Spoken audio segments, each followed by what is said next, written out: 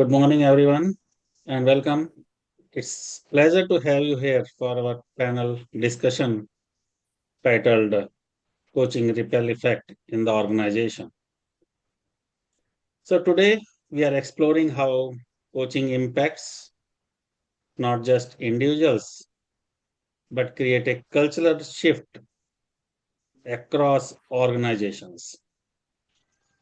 With us today, we have accomplished leaders and each bringing a unique perspective from their sectors. So let me introduce you all. Deepak Paul. Deepak Paul is CTO and co-founder of LanTech, a tech leader with a focus on innovation and scalable coaching cultures. We have Danny Trehan. He is a VP of Business Development at Sita Business Systems, where he has champions about leadership transformation through coaching. We have Dinesh Goyal. He is a business leader with deep expertise in strategy, sales, and digital transformation, and bringing a global lens to coaching adoption. And he has worked in multiple global organizations, 500 Fortune company like Citibank, AIG, AWS. There are so many. I cannot name all. About myself, my name is Vishwajeet Agarwal. In ICF, I have done PCC, and I'm going to facilitate today's conversation. So, Deepak, let's begin with you. You have been seeing coaching take root at LanTech over time. Could you take us back to the beginning? What inspired your organization to adopt coaching? And what was the earliest ripple effect you noticed in your organization? Hey, thank you, Vishwajeet. Coaching to me is like lighting a candle. Once one is lit, others catch fire. At LanTech Company, it started with just a few leaders exploring coaching, and we noticed a shift in how they communicated and led their teams. Soon, middle management embraced the same mindset, leading to more open and trust-based collaboration. The ripple spread faster than we anticipated, and now it's woven into how we approach leadership development. Okay. Okay, now we'll go to Danny. So, Danny, where your teams first begin to expertise the effect of coaching, what surprised you most about how it influenced communication and collaboration? In Sita Business Systems, we initially used coaching for leadership development, especially during the times of change. And as our leaders embraced the coaching principles, we saw a shift in how decisions were made, how feedback was given, and how teams interacted. Eventually, the coaching mindset began shaping into our communication norms and accountability culture and innovative principle. And we saw that it was not a development, it was a transformational, and people were engrossed into it. Very good. Thanks for sharing this. You're welcome. Okay, Dinesh. So, Dinesh, okay, how did you how did a reflective pause in a high-speed sales environment affect the way teams approached performance under pressure? Because in sales, it's all about pressure. You got okay, achieve the target. So, what were some unexpected results of that shift you have noticed of this coaching ripple effect? Yeah. So, Vishal, first of all, thank you for inviting me. And it's a great question. Sales is a very high velocity team as a function, and typically this team of salespeople, they're always running around. And sometimes I joke like headless chickens, and the pressure is always to do something, to set up meetings. Once the meeting is set up, to give the presentation, capability presentation, then the solution. What coaching helps is kind of bring certain uh, certain direction, I would say, to this madness. what the way the coaching helps in a high sales environment, high speed sales environment, is to hold people back actually, saying that, guys, are you doing the right thing, what you're supposed to do? Are you being effective at what you're doing? Are you meeting the right people? Are your presentations delivering what the customer is looking for, or are you just talking about something? So this is what the coaching brings in a sales organization, and it starts from the leadership. What you have to coach the sales leader, and so the sales leader and then the frontline managers then go and coach their salespeople, on the ground salespeople. So this is all about how do you learn, how do you adapt into the sales environment, because every time the sales process is changing. So this has been, so once you adopt coaching into a sales team, it is very counterintuitive. You actually slow down their speed to focus on the right things, and then you can see the results of the sales going up. Oh, Great. Back yeah, to you. that's a great insight, I would say. Okay. So, Danny, my next would I would say like how you can enlighten us, how you can share your knowledge or what you have experienced.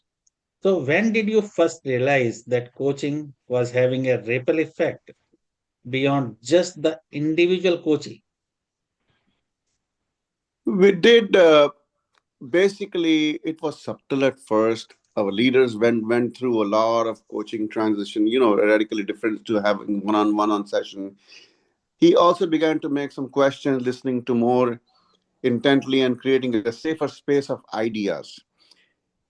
The direct report noticed and began adapting similar behaviors within months. And we saw a measurable increase in engagements and more self reliant and initial problem solving.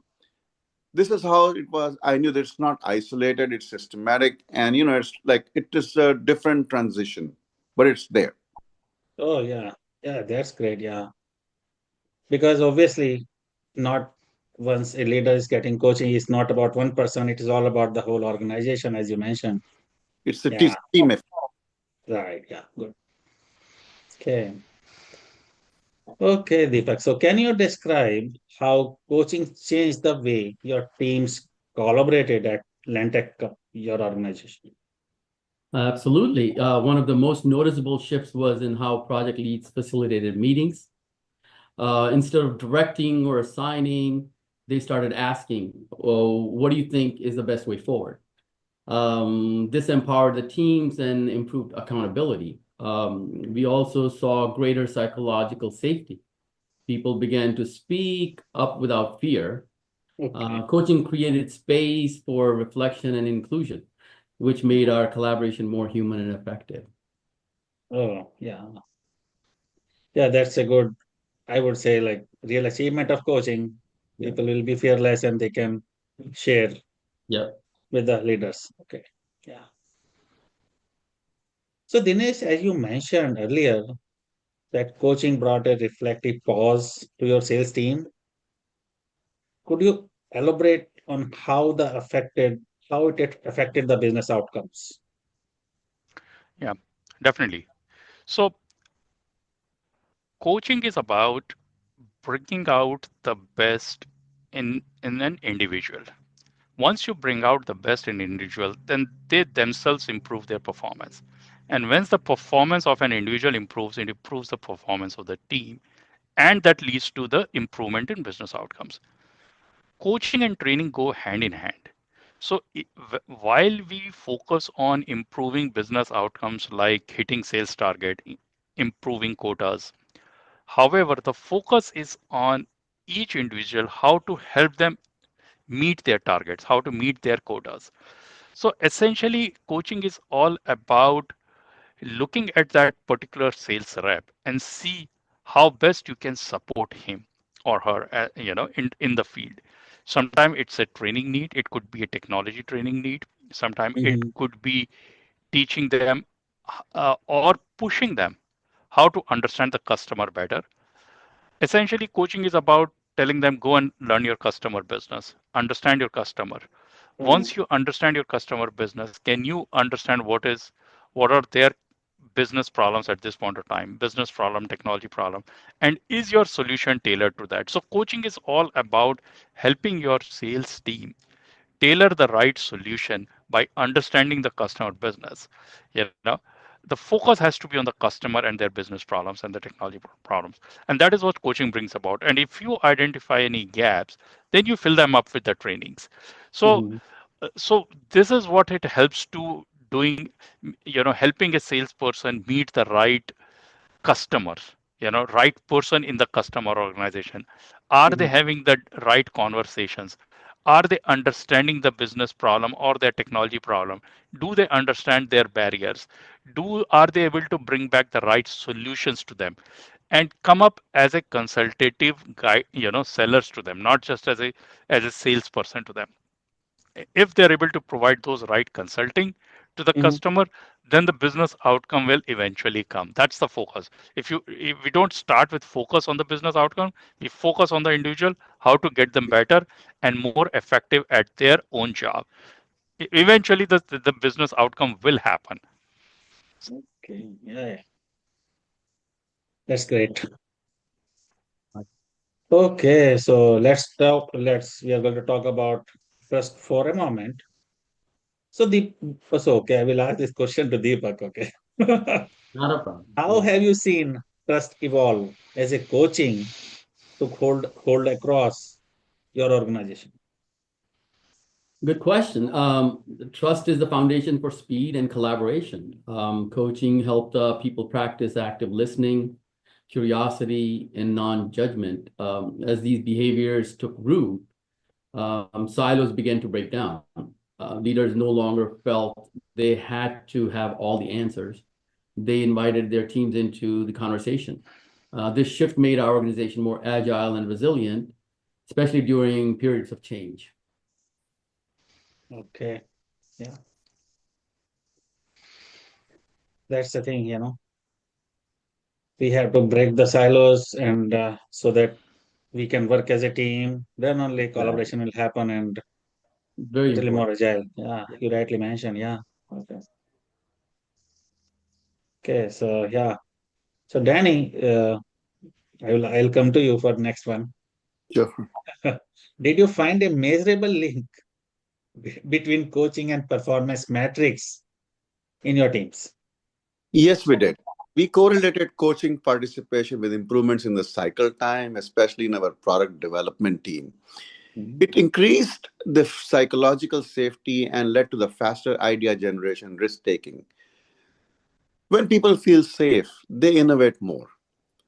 This translates into actually a quicker iteration and faster team time to the market. It also helps reduce attrition. Employees feel more supported and engaged, and the more engaged they are and more involved they are, it leads to better development. Okay. Yeah, that's right.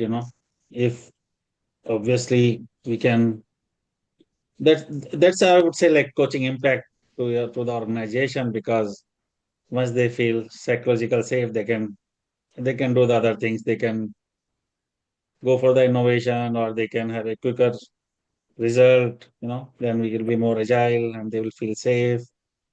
Yeah. Okay. Good. Okay. So yeah, Dinesh, how did have you seen like your organizational skill coaching across such a large, because you have worked in multiple 500 Fortune companies. What have you seen like such a large, fast-paced environment? How the coaching has impacted? The impact of the coaching is obviously, is acceptable, is known, very widely known that the coaching is important. But if you were to say how the coaching has to be implemented in organization, Mhm. then I would say it's a cultural shift. Uh, Mhm. and this cultural shift has to be brought in a very knowing way. Uh, and it has to flow from top to bottom. So first of all, it has to be accepted by the top leadership that the coaching works and it is Mhm. effective. and they have to adopt it as part of their DNA. So they have to make sure that their top leadership understand how coaching works. They have to make it a part of their own day-to-day leadership style, and then make sure that it becomes a DNA for the larger organization on the next layer and to the next layer and to the next layer. So that is how the coaching operates in a large organization. It has to be adopted from the top and has to be perpetuated to the down organization, down layers. So that is when the top leadership has to take the role of a coach themselves. They can bring in the external coach, get trained, but they eventually have to become the coach themselves, training the larger organization. And they have to prepare their next manager to become an effective coach themselves so that they can then coach the next layer. Eventually, it flows from the topmost leadership to the bottommost manager and to the individual contributors. And individual contributors themselves then have to become coaches for themselves and to their peers. So, this is how you have to create a culture of coaching into a large, fast paced organization. Okay, yeah. Yeah, you rightly mentioned, yeah. It's like Yeah. then only it will be like going to impact the whole teams at a large scale, you know, it will cascade to all the team members. Yeah, that's good. Yeah. So Deepak, what approach, did LanTech company did to take this coaching at a scale level? Yeah, scaling is extremely important, no doubt. We started with coaching for leaders initiative. Once we had traction, we certified a few internal coaches and introduced peer coaching pods. That created a grassroots model of sustainability. Coaching became less about scheduling sessions and more about daily habits. How we listen, how we give feedback, how we hold space. We also tracked our impact using feedback tools in engagement surveys. Okay, yeah. Okay, so that's how, okay. So yeah, that's correct. Okay. Mhm. Because obviously if it's a we have like a coaching as a grassroots level, everybody understand what is coaching, then only any company will be having can see some impact, That's or that's otherwise it yeah, is not going to impact. Yeah. right, Okay. That's right. good. Good that you all are sharing so that everybody whoever is listening this discussion, they know how what kind of impact it can bring, and at what level it should start, so that we can have the right outcome what we are looking forward to have. Okay. So Danny, in your Sita Business Services company, system company, sorry, uh, what embedded coaching into your organizational fabric? We did through multiple touch points. It was not only for C suite, we made it a part of an onboarding process, incorporated into the performance reviews, and use coaching language in our talent collaboration conversations. Leaders received trainings and the coaching skills. We partnered with external coaches for development programs. It became a part of our DNA. And not just that, but it's not how we did it. I mean, what we did, but it was how we did it. So it definitely was creating a good impact and it helped us out. Yeah. Yeah, that is also, I would say you brought a very good point. It is not only for top management, it is for everyone. Yes, And obviously, if you want to bring the impact of coaching, so we have to involve everyone. Then only you will see the right impact. exactly. And as you mentioned, it should become a part of our DNA. Then only it can be achieved. It Exactly. is just otherwise just training, and everybody is going to attend the training. And yeah, done. When Right. check mark is clicked, that is not It is the a right way. it is a team effort. Yeah. It's a team effort. Yeah. And it should also become like how we breathe. The coaching should be on our breathing. Then only it has the right impact. Yeah. Yeah. Okay. So okay, so now we are near to close. So uh, I would like all of you to give some advice, but I'll come to Dinesh first. So, Dinesh, what do you think? What advice would you like to give someone looking for, they want to introduce coaching in their organization? So, they will not sit back and think, okay, should I go or not? Because you have seen the impact, you have gone through the whole, process end to end. What advice would you like to give to everyone? So I would say to all my colleagues out there is that coaching requires a shift in mindset. So it's not a nice to do thing. It's not just another tool. We have to look at it something this is really mandatory and really effective to help every organization. And it's about creating that feeling of community in the company. If everybody should feel that way, if I am good at something, can I teach and train others? How can I help others get better at what they are doing? It is not always a boss telling a reportee, direct reportee to, I will tell you how to get better. That Yeah. kind of condescending attitude doesn't help. It is all about helping each other. So once you have that kind of a mindset, that Mhm. culture of kind of taking everybody together, that when you foster in that kind of a trust and confidence and that culture among comradeship, that kind of brotherhood among the entire organization, then the coaching takes off. It's not some program where you sit in a training and then you get coached. It's not somebody senior giving some tips to the junior saying that I will tell you how to do things. you know Yeah, you're this right. is when that kind of behavior comes in. That's when the organization momentum comes in, and everybody starts getting better at. Now, it's not that I will tell you to get better at, I get better at. So that's when the advice is basically just go and do it. Don't look it for a large program, classroom trainings or this. Just start helping each other and create that small momentum. There is no perfect plan. There is no perfect business plan around it. Just start doing it. Once you start taking small steps, it kind of creates a big fire in the organization itself. That would be my thought to everyone out there. Yeah, yeah, very rightly you mentioned it is not like it's a training, you go and you learn something and that's it, deal done. It Yeah. is Yeah. all about, you know, you start, taking the initiative and then, doing the practice and automatically it will come then. But Right. Yeah. it is not like, okay, boss is saying do it and okay, I'm done. I am done, sir. Thank you very much. It is not going to help everyone, anyone. Very good. Thank you, Dinesh. Thank you for sharing this. So, Danny, you have a very large capacity. What is your final thoughts? What advice would you like to give our? My final thought is that basically I would not treat coaching as a program or an event where you come, sit and learn and just forget about it. You walk out of the door and you're done. No. I would integrate into a leadership philosophy, make it a language of growth, feedback, change, and then it stops becoming a resource and starts being a level of culture.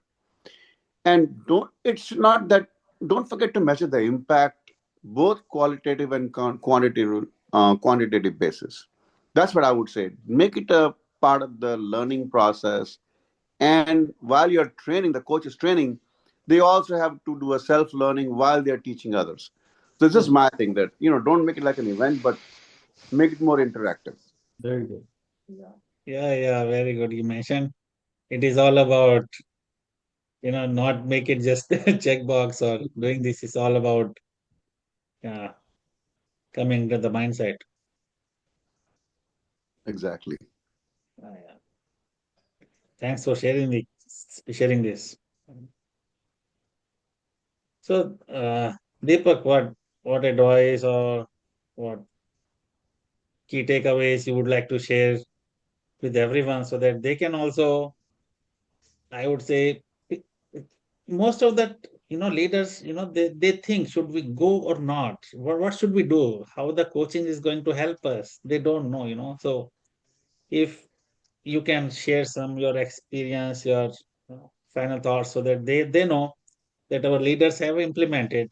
why can't we, also Right. go with the same route and, get the Yeah. benefits what you have, what all you have got in through your, in your company. Yeah, no, let me add, I mean, Dinesh and Danny, of course, they gave very good pointers there. Let me add a little bit, track the ripple as, just piggyback off of Dinesh. Share stories, but back them up with data. We've learned that when coaching is positioned as a business enabler, it gets executive attention. And never underestimate the power of listening. Coaching starts there, I think. Oh, yeah. That is also true, that like we all do, whenever something has happened in our organization, is all about sharing with others, share the stories, so that everyone in the organization will come to know what as a company they have achieved, and share it with the data, so that they know what we have achieved during this duration. And then, then only you can bring the transparency, and the coaching impact can come into the organization. For sure. Yeah. I think so. We are good. Anything else anyone would like to share before we close this discussion?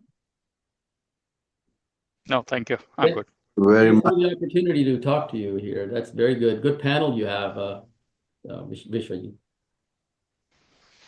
Thank you very much. Thank you, Dinesh. Thank you, Deepak. Danny, sir, anything from you? No, sir, thank you very much. And it's All a the best. good discussion, good meeting. And I would just say that let's everybody go into the leadership skills. That's more important. And that's where, you educate everybody else. Yeah. Thanks for sharing. And I would say thank you for all coming to this discussion. So this is going to, I would say, like share a story, as Deepak mentioned, like so share a story, right? So this is a story we are going to share with everyone in ICF during this International Coaching Week, ICF, and in ICF Virginia also, Virginia chapter. So obviously, many people, many leaders are going to watch this, and they'll be learning from this. Thank you for How having can us. Wish you all the best, Vishwajeet. Nice meeting you, Dinesh. Same And here. Thank you, Dinesh. Great discussion. Thank you. Same sure. meeting you. thank you, thank you, Take care. everyone. Thank you, everyone. All the best. Take Have a care. nice day. Bye bye. Thank you. Bye.